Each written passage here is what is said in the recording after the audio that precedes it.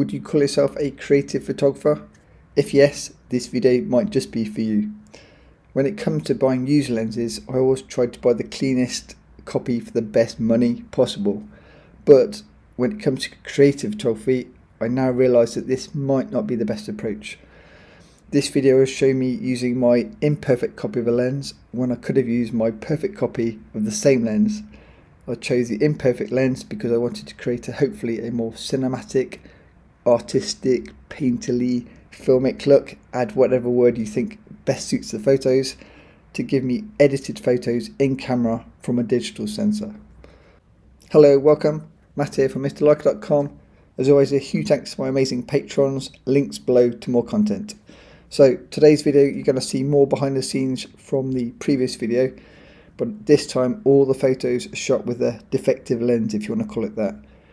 When buying vintage lenses on things like eBay in the past, I always tried to avoid things like scratches on the elements, haze, fungus, or say damaged coatings.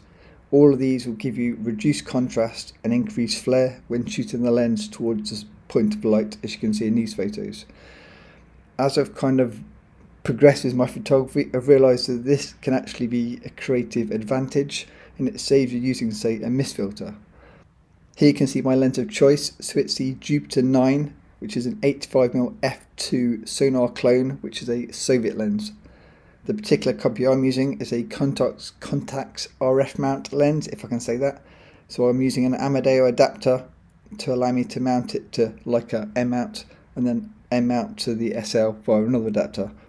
Now, here you can see the problem. So on the front of the lens, you can see the coating damage where the coating's separated.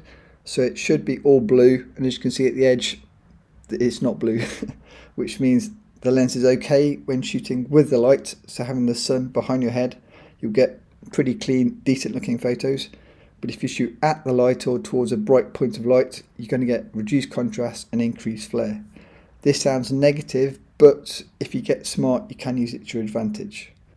Here you can see my black copy of the same lens, which is a clean copy in like a screw mount, but it doesn't give you the same artistic look, so I use the defective one instead.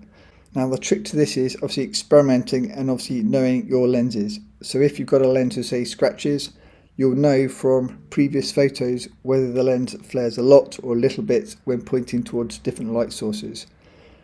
If it flares too much, you can obviously then use a hood or your hand to protect the lens so it flares just enough to give the look you're going for. And if you've got no image at all because it's totally like whited out because of the flare, then maybe that one's a bit too much flare for the photos that you're trying to create.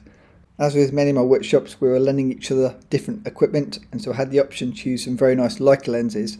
So I said to the model, would you like me to use this lens, say lens A or lens B? They asked me to use the defective lens because an additional bonus is the lens coating damage gives a warm look, and so they're like, oh, why wouldn't I want a free tan? So the yellowing effect is from the coating damage, and the models asked me to use that lens to give them, as I say, more tan in camera without any additional editing.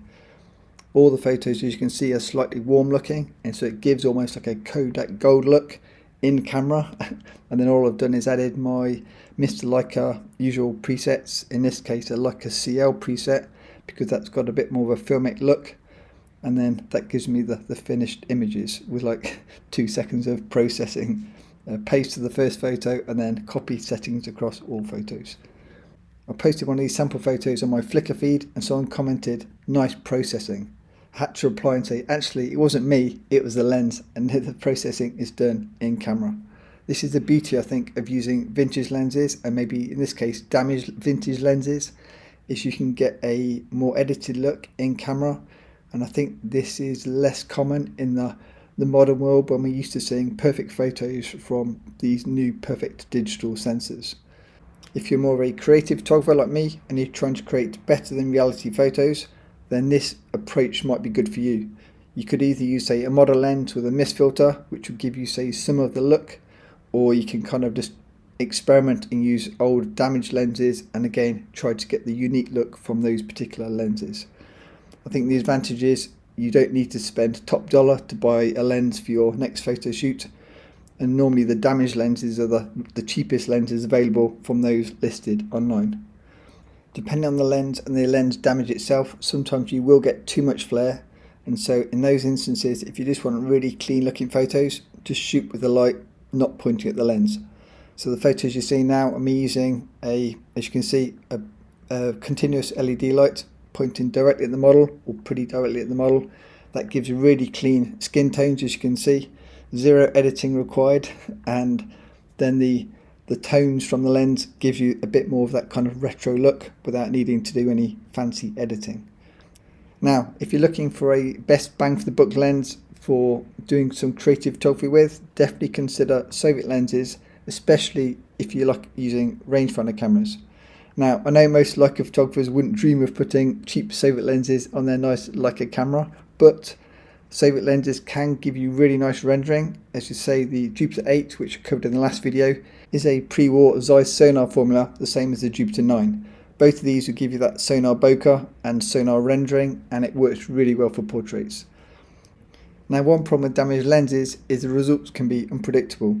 For this reason, I try to use clean, good lenses on film cameras and on, say, rangefinder cameras, and I use my damaged, unpredictable lenses on mirrorless cameras. Why mirrorless cameras? Because mirrorless cameras let you see what you're going to get before you take your picture, so you can adjust your angle very slightly to either give you more flare or less flare as needed.